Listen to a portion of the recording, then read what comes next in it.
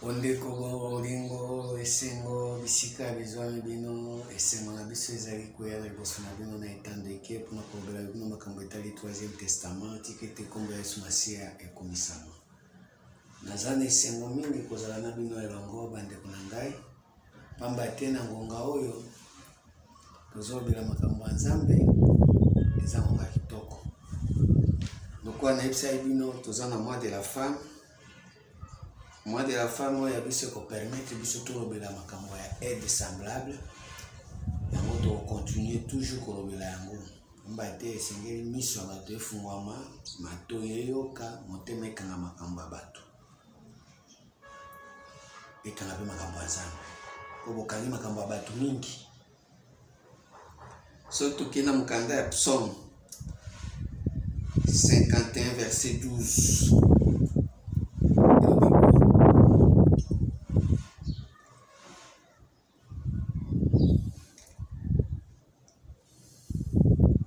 Oh Dieu, crée en moi un cœur pur. Renouvelle en moi un esprit bien disposé. Toloba makambo ya Nzambe. Nzambe azoloba makambo na ye. So Nzambe azoloba makambo na ye, ndenge tolobaki mobali alali, ntango Nzambe ayebisi ye que il n'est pas bon que l'homme soit seul. Mobali alali esengelaki makambo oyo ekomami na Psaume 51 verset 12 alobango na prière na ye ya ndoto. Po tango bato balalaka tolalelaka wapi? Na mbeto. Mbeto nini? Hébreu 13 verset 4 de mbeto na biso place ezali. Hébreu 13 verset 4 so otangi yango omona esika mbeto efandi. Hébreu 13 verset 4 mbeto oyo bato ebele bayebi yango te bamesana kaka na oyo ya bango ya bato. Que le mariage soit honoré de tous et le lit conjugal excepté de souillure, car Dieu jugera les impudiques et les adultères. Le lit conjugal, mbeto ya libala. Or mbeto ya libala ekeki kozala na mbindo te. Tango mobali alali, Nzambe alalisi ye na mbeto na ye ya libala, esika nini bakosalela ye mwasi ekotaki mbindo. Yango moni alobi cette fois-ci celle qui est os de mes os, chair de ma chair. Oli aloba koti mbindo ekoti alobi os. Or mbindo emonani a partir ya os. Or un esprit n'a ni os ni chair comme vous le voyez. Yango wana soki Nzambe azoloba makambo ya mbeto il faut kotalaka mbeto na ye, mbeto na biso te. Po mbeto ya libala oyo esengeli ezala na mbindo te, ezali mbeto ya ye ya Nzambe. Nzambe ayebi mbeto. Mokanda ya Nzambe elobi boye na Job 15 verset 34 à 35. La maison de l'impie deviendra stérile et le feu dévorera la tente de l'homme corrompu. Il conçoit le mal et il affante le mal. Moni mbeto na ye ba concevoir nde mabe. Tango zo concevoir mabe oko produire oko bota mabe. Yango moni sikoyo mobali soki a concevoir ki os a concevoir déjà mabe. Nde yango moni tango mwasi aye ko bota aboti pe mabe o ezaka ye. Po Nzambe amodisaki mabele ya Caïn na Genèse 4 verset 11. Parce que mabe ezalaka na mabele. Mabele oyo ebimisa eloko ya malamu ezobimisa eloko ya mbindo. Ezobimisa biloko ya kopola. Yango moni lelo bato nyonso baza kolanda Nzambe na ndenge ya os pensée humaine ti lelo koti na bango ezaka ndenge moko basika olongola eloko te basalela mpe bango mwasi te. Yango moni Jésus alobi boye na mukanda ya Jean 14, verset 15. Jean 14, 15e verset. Yoka Jésus, pour Jésus a dit bien que quand tu es là, si vous m'aimez, gardez mes commandements. Ce qui se passe, mobali wana alingaka Jésus. Toujours lelo parole 3e testament alingaka batela. Mais ya batela qui 1er testament place pensée ya bonyama ezali abateli 2e testament place oyo pensée ya bomoto ezali mais atikali ko batela 3e testament te esika ezali na pensée ya éternité. Or Jésus ce n'est que la parole. Parce que mobali ayebaki te ke ndenge nalali pongi na mbeto na ngai na conception na ngai so nangi na concevoir moto na kosangisa na nzoto autaka na côte na hostie pour tout temps mkanda Luc 24 verset 29. Voyez mes mains, voyez mes pieds, touchez-moi, c'est bien moi, un esprit n'a ni os ni chair comme vous le voyez que j'ai. Jésus n'azoloba, c'est-à-dire Jésus a yebaki bande balingami, mais mobali alingaki Jésus te, alingaki Satan, puisque pensée ya côte eza pensée satanique. Il y a un moment où Jésus a joué sa pierre arrière à moi Santa parce que tes pensées ne sont pas les pensées de Dieu, ce sont des pensées humaines. Ça veut dire mon bal temps voilà là qui pongi na mbeto na ya liba na conception na ye na réflexion na ye azaki na pensée humaine nde abengaki aide na ye os abengi ye chair yango sikoyo tango abengi ndengwa mbala moko Nzambe alobi Genèse 6 verset 3 na bozongi la pastor na bozongi la Jean 14 Genèse 6 verset 3 alors l'Éternel dit mon esprit ne restera pas à toujours dans l'homme car l'homme n'est que chair et ses jours seront de 120 ans. Awa Nzambe alobaki na kotika lisusu kotia esprit na nga na kati ya mobali te parce que mobali ayebi ko identifier os te ayebi ka ko identifier côte te yazomona côte azobenga nde os ça veut dire esprit na nde kotika lisusu kuna te. Or tango alongoli esprit alobi boye na verset 5 l'Éternel vit que la méchanceté de l'homme était grande sur la terre et que toutes les pensées de leur cœur se portaient chaque jour uniquement vers le mal. Mon chico, makanisi ya mobali et baby pourquoi parce qu'il a dit que o ezali os. So, tant qu'on dit os, makanisi toujours ce que n'est qu'un mabe, il conçoit le mal, il en fait le mal. Tout autant dans Job 15 verset 34 et 35. L'Éternel se repentit d'avoir fait l'homme sur la terre et il fit affliger à son cœur. Et l'Éternel dit, j'exterminerai de la face de la terre l'homme que j'ai créé, depuis l'homme jusqu'au bétail, aux reptiles et aux oiseaux du ciel, quand je me répands de l'avoir fait. Nyonso Nzambe apesi azui kanda pwani. Po nakati na mobali na pongi na ye, nakati na mbeto na ye, azalaki na incapable ya ko détecter côte ndeti lelo Nzambe se repenti abisiko a partir ya na koboma na no mutu na bomi na ba nyama na bandeke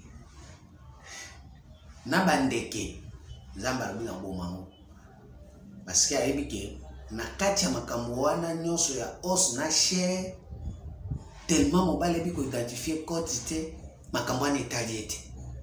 Waneza makambo ya batu, waneza pensée satanique, waneza pensée diabolique, waneza pensée ya iniquité, waneza mensonge. Yangwana omoni lelo, ti lelo, mwasi ya côte azate. Tozaka na mwasi ya os, na chair, pensée humaine, des os à biso sikoyo.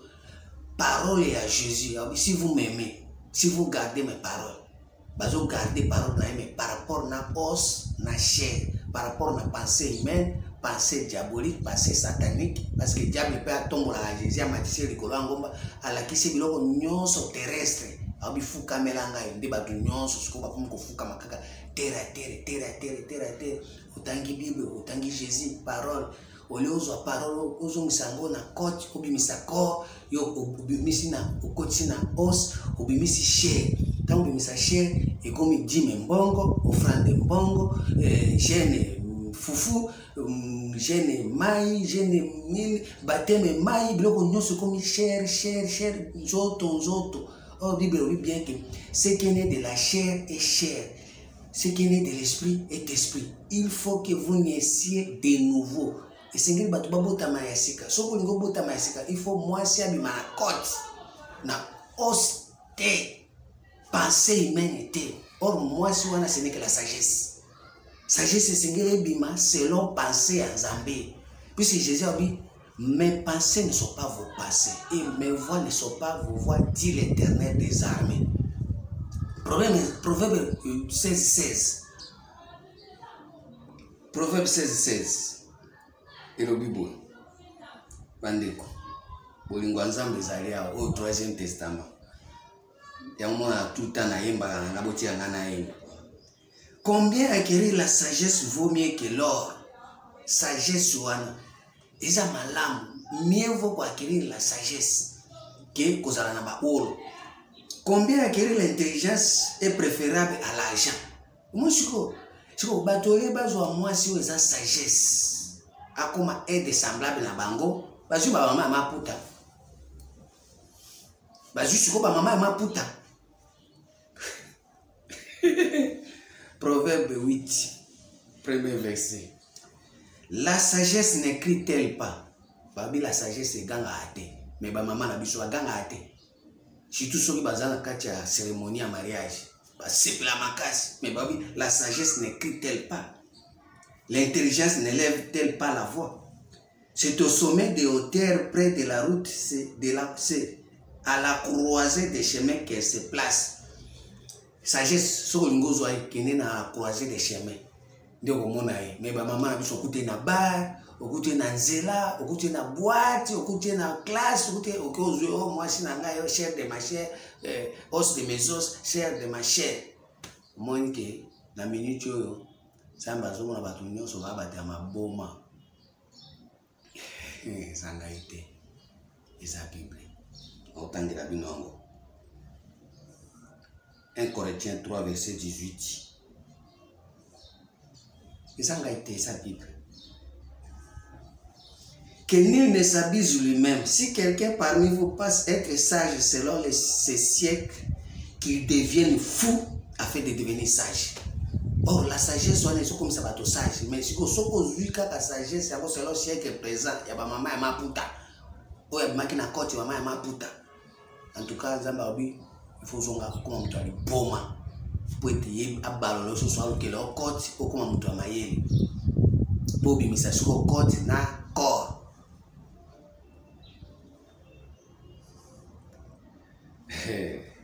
Verset 19. Le Bible. Car la sagesse de ce monde est une folie devant Dieu. Aussi est-il écrit, il prend les sages dans leur risque. Encore le Seigneur connaît les pensées des sages. Il sait qu'elles sont vaines. Pensez à sages, aux autres na os, les anakati à vanité.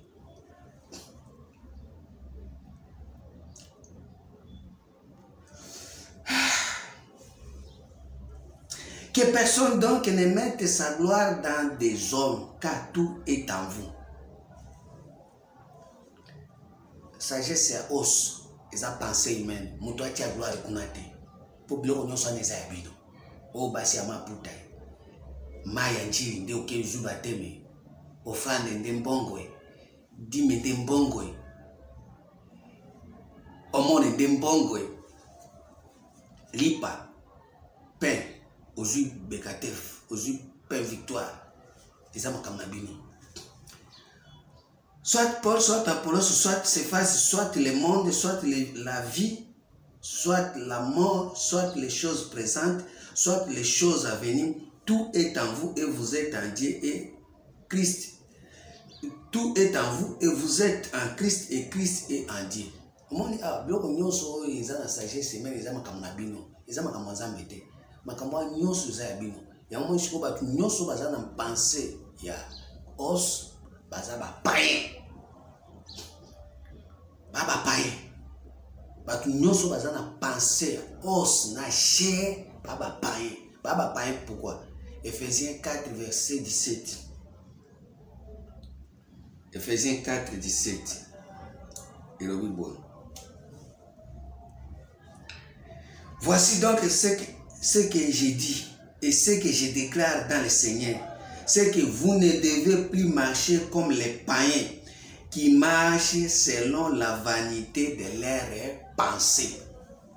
Selon la vanité de leurs pensées. Ça veut dire tant qu'on va qui os, et ça qui vanité à penser à homme. Ils ont l'intelligence obscurcie. Ils sont étrangers à la vie de Dieu à cause de l'ignorance qui est en eux. À cause de l'endurcissement de leur cœur.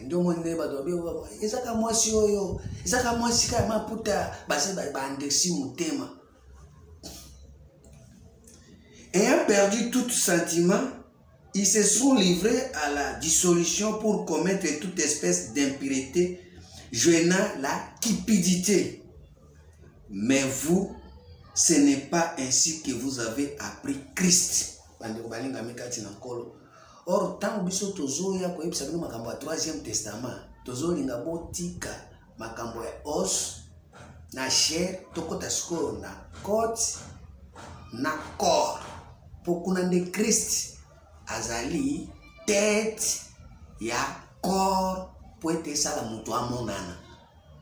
Mutu akomonana. Tête na corps to sangisi yango esali ke tête eza Christ, corps eza mwasi babengi église. Tango to kosangisa yango mutu amonani à ce moment là est de semblable à komonana. Ande kona lo bandenge nini tozonga siko na Jean 14 verset 16. Kalo bandenge po boyo kangai o eza makambo ya mbinguni soko kufi oki makambo te mbala moko za perdu. Jean 14 verset 16. Et moi je prierai le Père, il vous donnera un autre consolateur et de semblable. Un autre consolateur et de semblable. Pour être semblable à liboso wana ya os na chair azaki ya liboso, mais un autre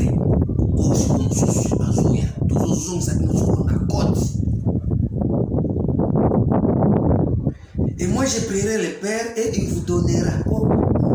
Il faut moi je suis des fois pesayo pour yende aremaka qu'il n'est pas bon que l'homme soit seul. Et c'est ngeli yende pesayo moi si ko tango akola so pongi na mbeto na kati na conception na kati ya réflexion na kati ya discernement ya l'esprit. Il faut obimisa mwasi na côte, obimisa sagesse na côte par rapport na pensée en de obimisa sagesse. Mais moi je suis à la croisée des chemins. Proverbe 8 d'autres kotanga. Et moi je prierai le Père, il vous donnera un autre consolateur afin qu'il demeure éternellement avec vous. C'est-à-dire un autre consolateur, est de semblable. Et ce n'est pas semblable à moi si on a demeuré éternellement na yo. Soko zuye, aza moi si na yo ya bolenge. La femme de ta jeunesse. Il faut demeurer libérer na libérer pour zoyer sous ndumba ya mobali te. Puisque en réalité dans l'homme, c'est l'esprit. Cet esprit-là, des ezola kisaki, au côté na kati ya relation na mwasi ya yo. Pour moi, je suis un esprit. Esprit ni, il y a sagesse.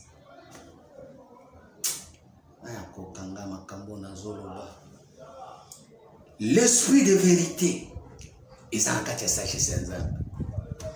Que le monde ne peut recevoir parce qu'il ne voit pas et ne reconnaît pas, mais vous le connaissez car il demeure avec vous et il sera avec vous. Esprit de vérité. En réalité, dans l'homme, c'est l'esprit.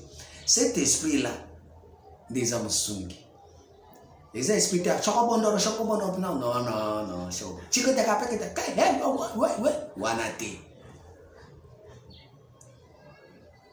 eza esprit ya éternité oyo soki eye pa na yo eza teke ofandi kaka shobona okati non eza esprit soki ofanda libela na yo et puis soki fandi libela na yo okozo susu aide mususu te po ete osangisa na ye po ete bazala debasi bazala ba déserde.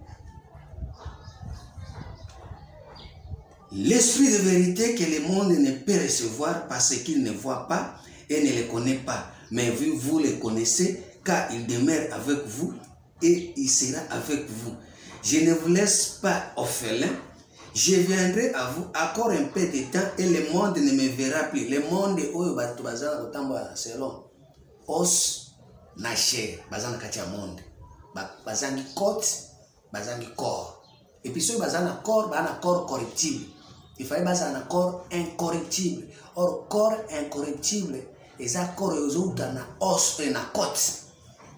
Na pensée en Zambé. Mais corps corruptible, ils arrivent à chair pour transformer en un esprit charnel, esprit mondain, esprit diabolique, esprit homme animal. Homme animal ne comprend pas les choses de Dieu, ne peut pas les comprendre.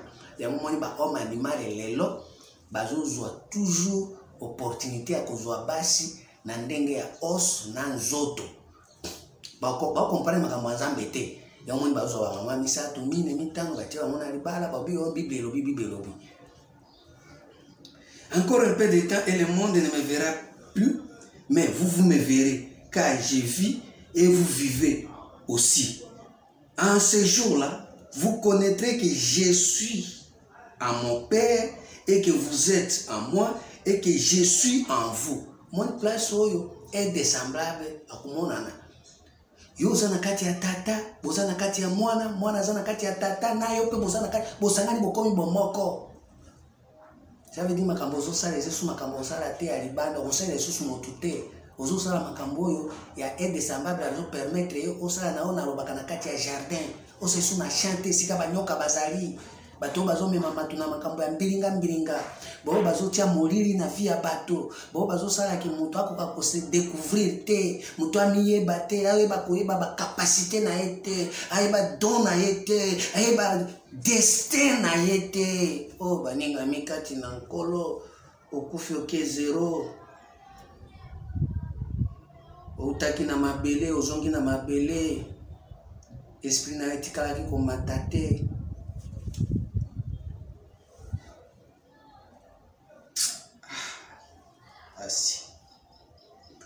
Otaki na mabele ozongi na mabele. Ecclésiaste 12. Sambe tunani ni boy. Tunani kotika batu na ignorance boy. Verset 9. Avant que la poussière retourne à la terre comme elle y était, et que l'esprit retourne à Dieu qu'il a donné, vous avez appelé ça votre esprit. Mais si vous avant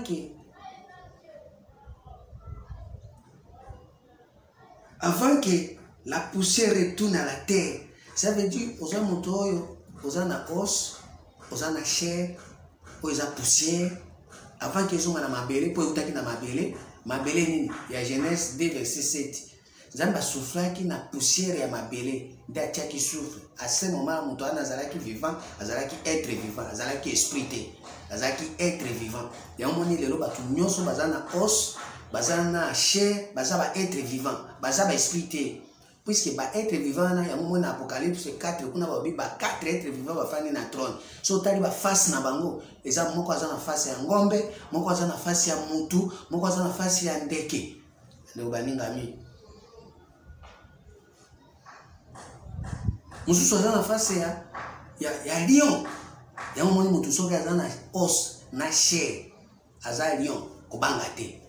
Parce que lion wana auti kaka na os auti na chair ya soko lobi boye olingo zongisa na côte na corps akotomboka kwani ba être vivant bazalaka na face ya lion okoloba nini nga na sina yebi nga nzambe asaleli nga nzambe okoloba nini oyo nyonso nazwi yango te wana yo oza boma nga natika nzambe oyo nzambe asalanga nini abikisa ngai apesa ngai mwasi ya malamu apesa ngai mosala ya malamu apesa ngai ndako ya malamu papa soko okufi kende na biloko wana tondima yo soko okufi kende na biloko wana tondima yo mais soko okotika yango oza perdu.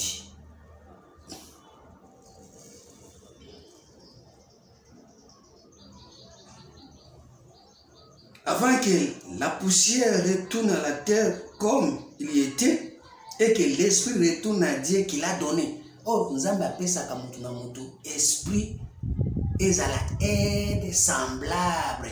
Quel esprit? Esprit de vérité. Oh, nous sommes dans un monde qui est mais ce que l'on voit dans le monde, il y a os. Na chair au continent monde il y a Jésus na Jean 18 verset 36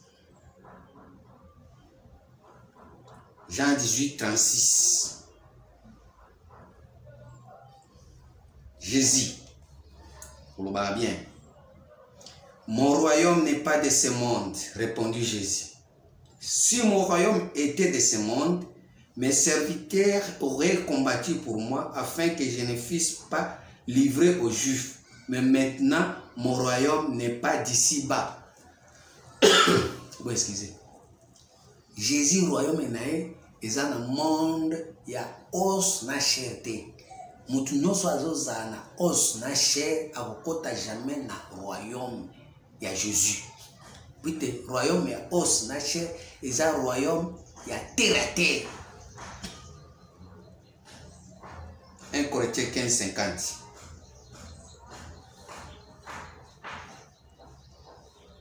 Ce que j'ai dit frère, c'est que la chair et le sang ne peuvent hériter le royaume de Dieu et que la corruption n'hérite pas l'incorruptibilité. Ça veut dire que nous sommes à chair, nous ne jamais dans le royaume. Le royaume est nul. Il y a Jésus, il y a Kati, il y a os pensé en Zambé, na corps, il y a l'église en Zambé. Il y a Jésus, quand des matières, détruisez ce corps et je le battrai dans 3 jours. Il parlait le temple de son corps. Détruisez ce corps, détruisez ce temple. Quel temple? Ils ont tongama na pensée humaine, ils ont tongama na makambo terrestre, ils ont chair, charnel, diabolique, satanique, pour détruire yango de façon que beaucoup de na royaume pour chercher premièrement le royaume et la justice de Dieu et le reste vous seront donnés par-dessus. Matthieu 23, verset 12, 13. Et l'obini. Matthieu 23, verset 12, 13.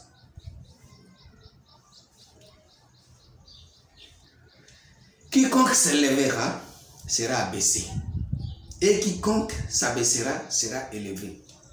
Malheur à vos scribes et les pharisiens, hypocrites, parce que vous fermez aux hommes le royaume des cieux. Vous n'y entrez pas vous-même et vous ne laissez pas entrer ceux qui veulent entrer. Le royaume des cieux. Oh, cieux et à terre. Le royaume des cieux. Le royaume des cieux. Bokangi porte nango. Ozokota te. Bolingi pete bateau balingi bakota bakota. Pointe bamona côte, bamona corps. Pour Jésus, Jésus mon kolobi boy. Tu n'as voulu ni sacrifice ni holocauste, mais tu m'as formé un corps. Oh Dieu, voici je viens pour faire ta volonté.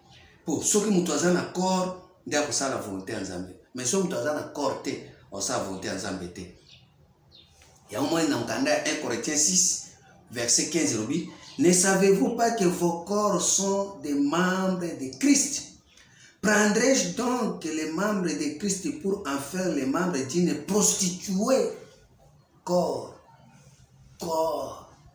ils sont les membres de Christ. Si vous avez un corps, vous allez en haut, il y a un salaka qui ndumba, qui est kubo. Loin de là, ne savez-vous pas que celui qui s'attache à la prostituée est un seul corps avec elle? Car est-il dit, les deux deviendront une seule chair? Au moins, corps, tant qu'on s'engage à la prostituée, corps, on va comme chair. Pour corps, tu n'as volé ni sacrifice, ni holocauste, tu m'as formé un corps. Oh Dieu, voici, je viens pour faire ta volonté. Hébreux 40, verset 7. Tu n'as volé ni sacrifice, ni holocauste, tu m'as ouvert l'oreille. Oh Dieu, voici, je viens pour faire ta volonté. Oreille wana de corps. Si au corps wana, tant que ça les liens qui ndumba mbalamoko est comme oreille et comme matoi yanzoto.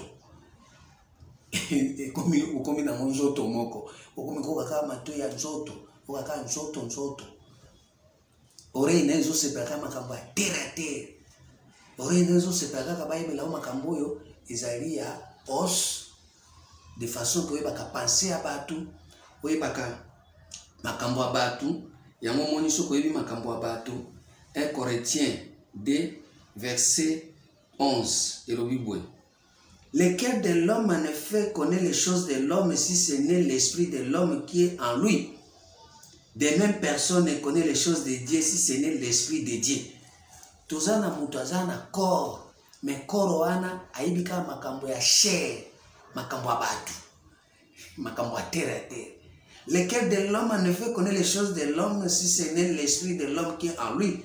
De même personne ne connaît les choses de Dieu si ce n'est l'esprit de Dieu. Moni mutazana esprit ya batu babengaka Satan, puisque la Bible dit bien. Les paroles, Pierre, arrière à moi Satan, parce que tes pensées ne sont pas les pensées de Dieu, ce sont les pensées des hommes. Matthieu 16, verset 23. Tant qu'on a la pensée humaine, on a la conception, on a tout. Tant qu'on a la on dépend de la os. Or, un esprit n'a ni os ni chair, mais on dépend de la os, de la pensée humaine. À ce moment-là, on va okoyeba komwa batu, okoyeba msala salaka, okoyeba kiaza kimbangiste aliambisi kwenda zamba akotawa alalawa alamukawa kenda kamba babiloko nyonso no koyeba ngo nyonso biso za l'esprit ya batu okoyeba kimbango a 100%, okoyeba nyangenda 100%, okoyeba maome a 100%, bo baba za batu. Mais au quotidien, vous avez sambe aller très haut. Pour vous avez la sagesse, vous avez la quantité. Vous avez la sagesse, vous avez la os et la chair. Pensée humaine. Il y a un moment où Romains 10, verset 2 et le Bible. Romains 10, 2. Je leur rends témoignage qu'ils ont du zèle pour Dieu, mais sans intelligence. Ne connaissant pas la justice de Dieu et cherchent à établir leur propre justice. Ils ne se sont pas soumis à la justice de Dieu. Ils ont du zèle pour Dieu, mais sans intelligence. Bateau bazan Christ, bazan sagesse.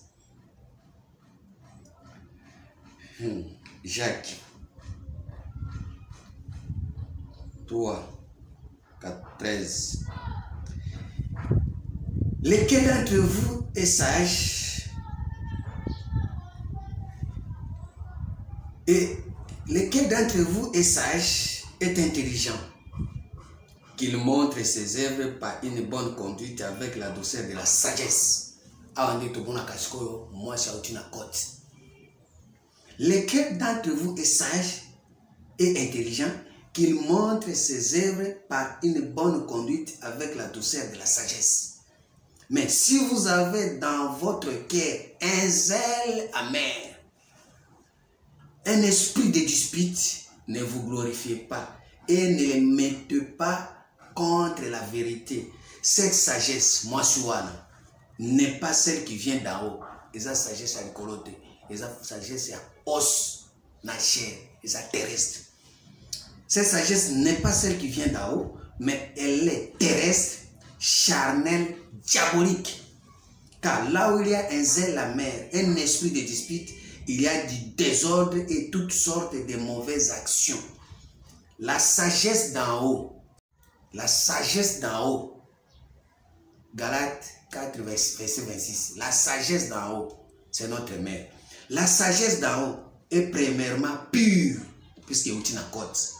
Ensuite, pacifique, modérée, conciliante, plein de miséricorde et de bons fruits. Azobimi ça va fruit à malam, et ça va caïnter, et ça peut va belter, mais va fruit à malam, et ça Christ. Pour Christ, Christ entra dans le monde et dit, tu n'as voulu ni sacrifice, ni holocauste, mais tu m'as formé un corps. Et c'était des duplicités, d'hypocrisie. Les fruits de la justice est semé dans la paix par ceux qui recherchent la paix. Les fruits de la justice. Sagesse d'en haut, ils ont un fruit, ils ont un acte, ils ont un œuvre, ils ont un mouvement. Mouvement de la justice. Otozo semé na kati ya nini ya kimia bandeko balingami. Mais soko za na zel la mer, zel molende na makambo eza ya mabe. Po eza ya os na chair. Kotia yango te na côte na corps, kosangisa yango te. Azambi. Siona yango yo e, boya tomata na siona e.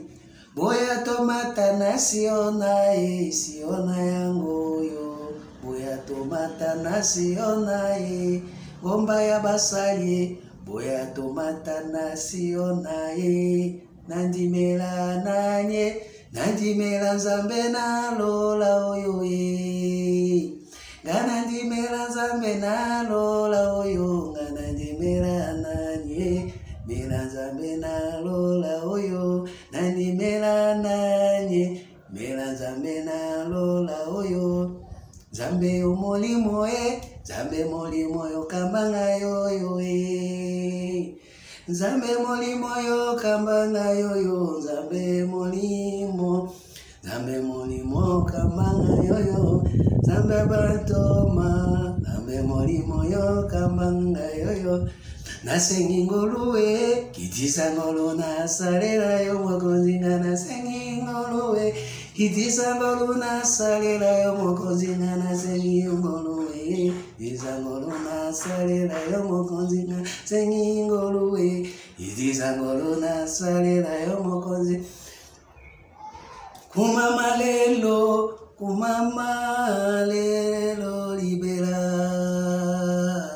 kumama lelo yo, zambe ya batoma e, mama lelo libera, zambe yo mosato e, mama lelo, zanzali bongana langie, mama lelo, okundanga na mabelete o, mama lelo, kundanga inalibanga e yo, mama lelo yo, pete na se quoi, maman. Cependant, je vous dis la vérité, il vous est avantageux que je m'en aille, car si je ne m'en vais pas, le consolateur ne viendra pas vers vous. Mais si je m'en vais, je vous l'enverrai. Le consolateur est des semblables. Wana Jean 16, verset 7. Et quand il sera venu, il convaincra le monde à ce qui concerne les péchés, la justice et le jugement. Makambo tozoloba. Tozoya na poto convaincre bino. Na makambo tali masumu. Masumu ezota na côte et ezota na os na chair. En ce qui concerne les péchés, parce qu'ils ne croient pas en moi. Awande Jésus aibaki makambo nyonso ya os. Tant consolateur akoya est des semblables. akokroire nango te po eza makambo ya os na chair. En ce qui concerne les péchés parce qu'ils ne croient pas à moi. La justice parce que je vais au Père.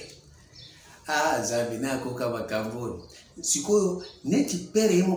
ne faut pas que l'homme soit seul. Si Jésus a zongé le Père, pour être Père est des semblables.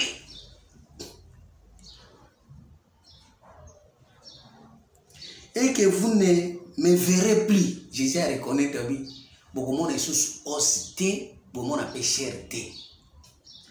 Le jugement parce que le prince de ce monde est jugé. C'est-à-dire, os, nacher, tu juger déjà que c'est vanité.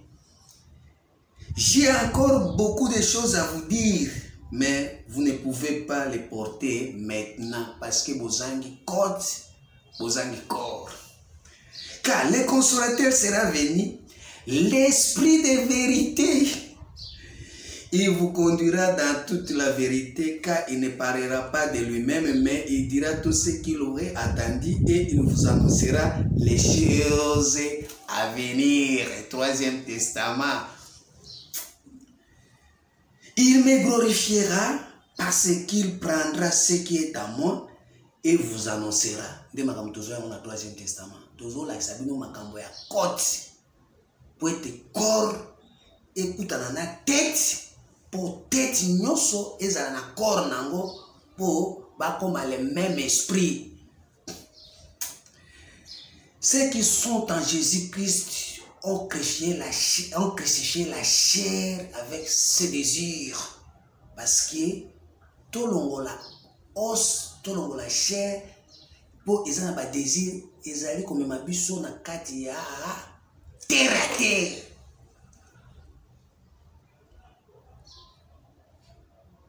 Il me glorifiera parce qu'il prendra ce qui est à moi et vous annoncera. Tout ce que le Père a est à moi. C'est pourquoi j'ai dit qu'il prendra ce qui est à moi et qu'il vous annoncera.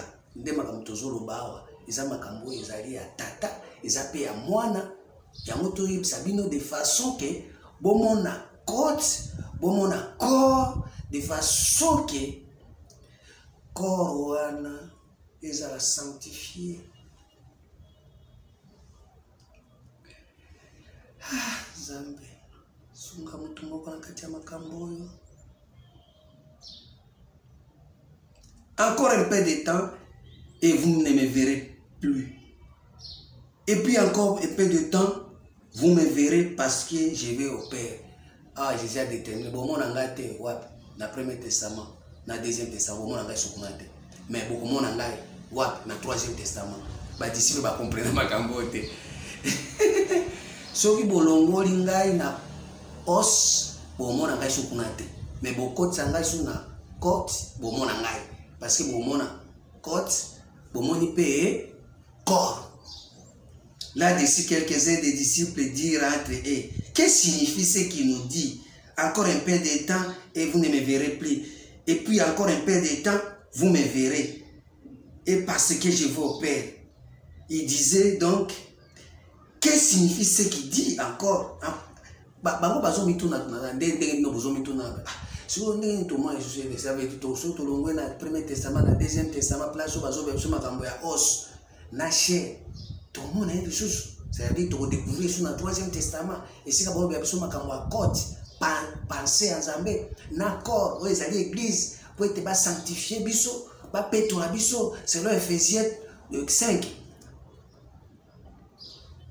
So on dit, so continuer, Jean 16, on dit tina suka, pour moi moi si azana on a passé à Kobota, azoka passe, on a ma botité, mais tant que Kobota on se perd, des ans pas bien on est bozana, bon on a passé parce que makabo bo comprendre en teme, tant que bo zoazer, tant que comprendre, tant que sosola, tant que Kobota. Et c'est on a bien vous allez arriver parce que mutam da obanda osé la donae, mutam da obanda osé la vocation nae, mutam da obanda osé la destin nae, mutam da obanda osé la o nzamba koma pena pe crainte nzambe kokota, kobanga nzambe kokota. Ecclésiaste 3 verset 13 à 14. Ah, Nzambe, bozo banga Nzambe te po mutakoti na nakati ya don na été, mutakoti na nakati ya destin na été. Mais que si un homme mange et boit et jouit du bien-être au milieu de tout son travail, c'est là un don de Dieu. J'ai reconnu que tout ce que Dieu fait durera toujours. Nakati ya don na onyo sona basali ko melaka po don elongate. J'ai reconnu que tout ce que Dieu fait durera toujours, qu'il n'y a rien à y ajouter et rien à y retracher, et que Dieu agit ainsi afin qu'on le crée.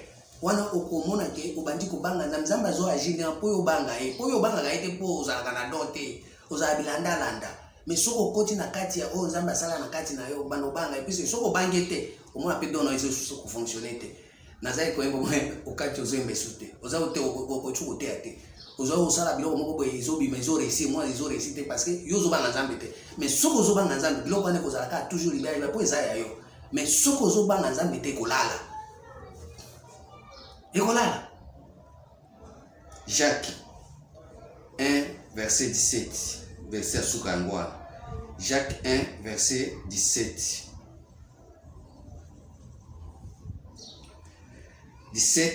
à 18. Toute grâce excellente, tout don parfait, toute grâce excellente, tout don parfait descend d'en haut du Père de lumière, Père de lumière, Papa ya poli oya angengisa kabadon. Chez lesquels il n'y a ni changement ni ombre de variation.